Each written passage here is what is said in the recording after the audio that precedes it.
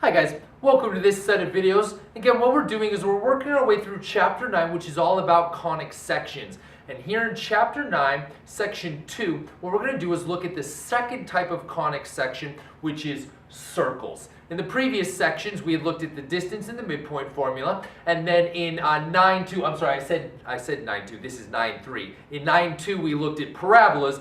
Now here in Chapter 9, Section 3, we're going to look at the conic section known as circles. A couple of objectives or learning targets for you are this. You'll need to be able to, just like with parabolas, you need to be able to write the equations for circles, and you're going to need to be able to graph those circles. So those are the two things you'll need to be able to do by the time we get through this set of videos and to the end of this note set. Again, just real quick, remind you guys what conic sections are. Conic section is going to be if you take two cones, put them point to point, right, and then split that conic with a plane, right? In this case, we're talking about circles, this second type of conic section, circles right here. And the way that works is you just take a plane, run it horizontally through the conic, and what you'll get is a profile of a circle that if you were to project that onto a coordinate plane, you would get the shape of a circle. So conic section, you're just slicing a conic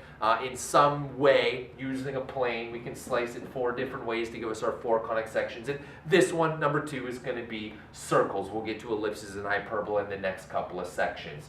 Anyway, there's going to be 2 ways that we can look at the equation of a circle. There's going to be standard form, which is x squared plus y squared is equal to r squared. This one, standard form, is if the circle is centered at the origin. So this is centered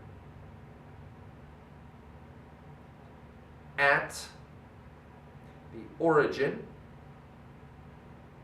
which of course means that hk is 0, 0, which is why there's no h or k, right? If I plug a 0 in for h, x minus 0 is just x squared. If I plug a 0 in for k, y minus 0 is just y squared, right? So there is no hk because h and k they're zeros, and so they just drop out. So this is centered at the origin, where the origin is 0, 0. This one, vertex form, is if I have an h and a k, and of course that means that my circle is centered at hk.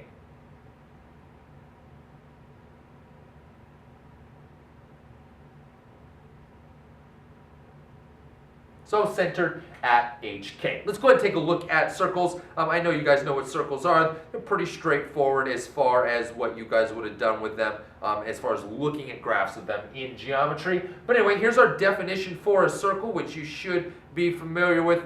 Circle is a set of all points in a plane that are equidistant from the center. And then, of course, they tell you there what the radius is going to be. Again, if you remember those equations I just showed you, in order to write the equation of a circle, you need to know both the center, which is given by hk, and you need to know the radius of the circle, which is given to you by r. As long as you know the center and the radius, you can write the equation for any circle. In this case, this one's centered at hk, and that would be my radius. Right. So there we go, circles, that's what we're going to be working on here in this section, conic section known as circles. Again, that formula sheet that I have given to you, if you're taking this class with me, this is photocopied right onto that formula sheet. This one is centered at the origin, hk is 0. This one is centered at hk, where there is some value for h and k. In fact, I can even write that for you. You don't have to worry about a horizontal or vertical, right? There's no horizontal or vertical orientation